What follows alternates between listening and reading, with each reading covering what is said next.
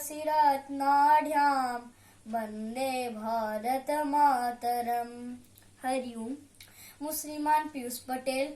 मु चिन्मय विद्यालय देवगढ़ पंचम श्रेणी शिक्षाव्रती अटे।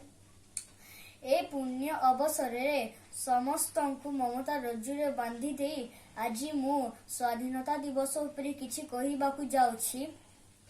अधुना भारत वर्ष आज को 74 वर्ष पूर्वे प्राय 200 रु अधिक वर्ष धरी आमे पराधीनतार ज्वालारे जर्जरित होई रहिथिलु। दीर्घ वर्ष रे ए पराधीनतार महामारी रे रूपक महामारी रे जर्जरित होई संघर्षर नार सहयात्री होई आमे स्वाधीनता पाद देश रे उपनीत हेलु। ए महान आर्यवर्तर ने सोनाक्षर लिपिबद्ध कहानी को आज मु मोर वक्तव्य उपस्थापना करुछि। आज आधुनिक भारत वर्ष सतरे केते महान, किंतु इतिहास को अवलोकन कले आम पुण्य गर्भ भारत वर्ष केते दुख जंत्रणा रे उपनीत होइछि।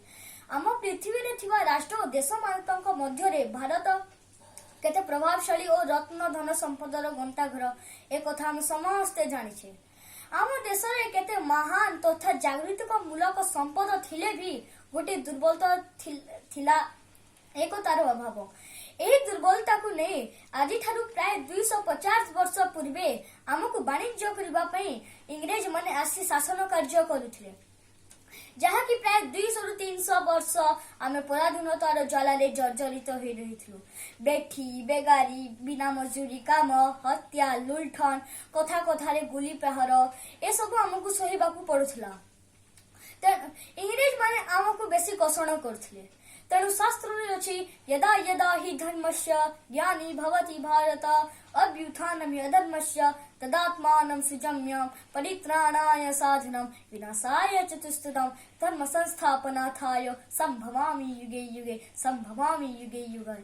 यार अर्थ हला जेतेले धरा पृष्ठ रे ओ अधर्मर काया बढ़ी चले से समय रे भगवान धरा पृष्ठ रु गोटे अवतार ग्रहण करी अधर्मर विलोप करी धर्म स्थापना करती। एता दृश्य आम देश रे अनेक महानायक माने जन्म ग्रहण करिथिले, जहार मान तांको महानतारे आज आमे इतिहास वर्णित और मुंडित ए कथा आमे समस्ते जानिछे। सेमानक मध्य रे हेले जातिर पिता महात्मा गांधी, लोल मानव सरदार वल्लभ भाई पटेल, लाल बाल पाल, नियागिला चर्चिल निद हजाई दउथबा युवा पुरुषक शर्मा बलरे आज आमे स्वाधीनता भारत लाभ करुछे।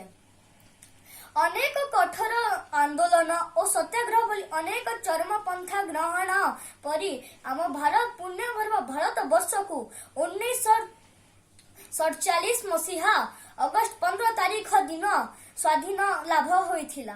किंतु आज भी आमे स्वाधीन भारतर सच्चा दयाद रूपे अंतर स्वाधीन बोली कुंठित मन हुए, कारण आज भी आम देश रे नारी धर्षण भ्रष्टाचार अत्याचार ए सब बढ़ी चलुछि। तेणु आसंतु मिलिमिशि यार विरुद्ध रे लड़िबा और आमर भारत वर्ष को निष्कलंक रूपे तोली दबा। स्नेह ममता को एतकी रे मोर भाषण समाप्त करुछि। भारत माता की जय। जय हिंद।